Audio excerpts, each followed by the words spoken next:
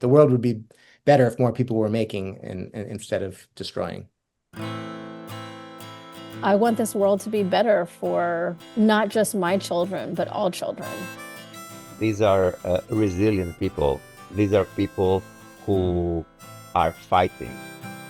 There's mindfulness and intentionality behind all of my work. Alison Croney Moses, Yorgos, Efthymiadis, Damien, Hoar, Galvan, and Sneha Shrestha, who also goes by Imagine. They remind us of the power of art to bring us together, even when the world seems to want to tear us apart.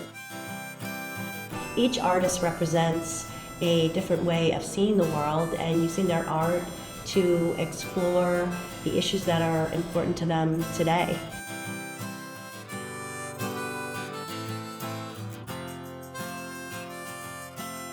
The Foster Prize at the ICA is the most high-profile and consistent showcase for Boston area artists in the state. Audrey and Jim Foster, who are great advocates for the arts, gave this as a gift to Boston in 2006. This year, the Foster Prize was curated by Tessa Baki-Haas. For each of the artists, I was thinking about a way to curate the way that they make the work themselves. I did have this really amazing gut feeling about each of the artists. Because this is what the Foster Prize does. It gives these artists a chance to really show their work on a much bigger stage than maybe they've had in the past. To be given this opportunity and to kind of have a nice big show in Boston. Damien made one sculpture every single day in 2024.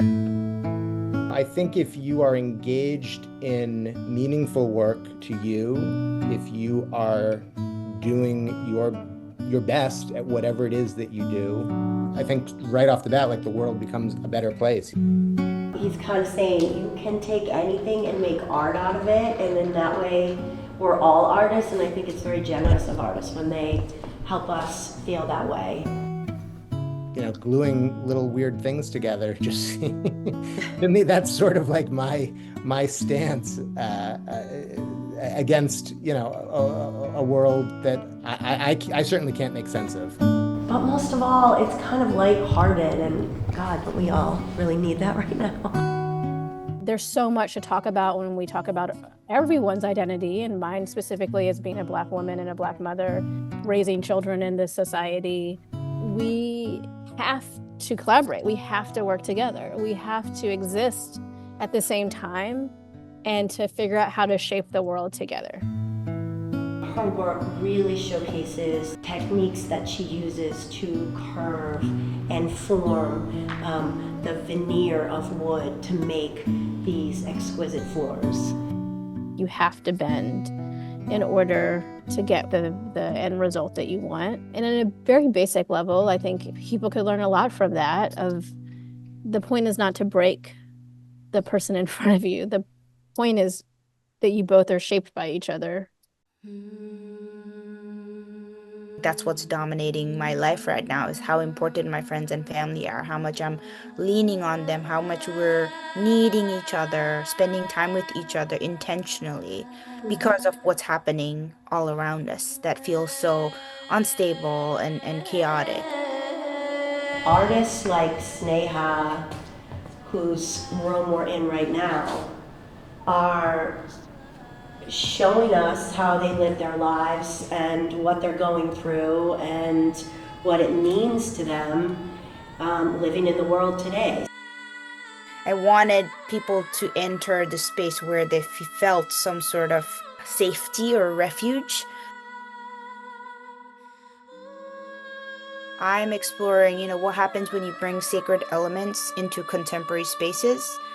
I wonder, does that bring about a sense of refuge for people who enter that space?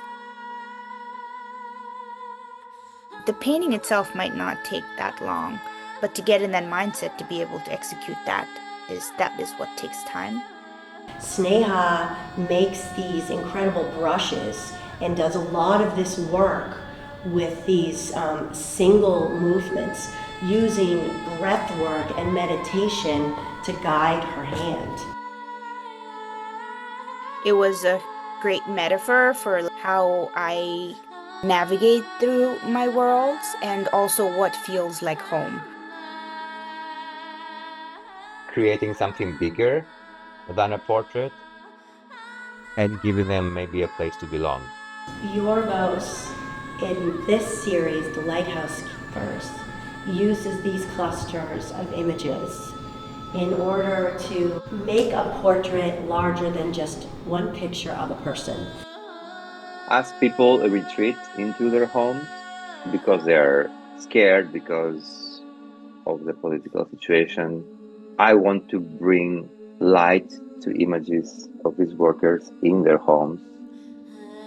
When you look at a piece of art, it's usually way more complex with way more signs and signals and layers than you might first see, and it's really important to look more closely and learn about what's at play.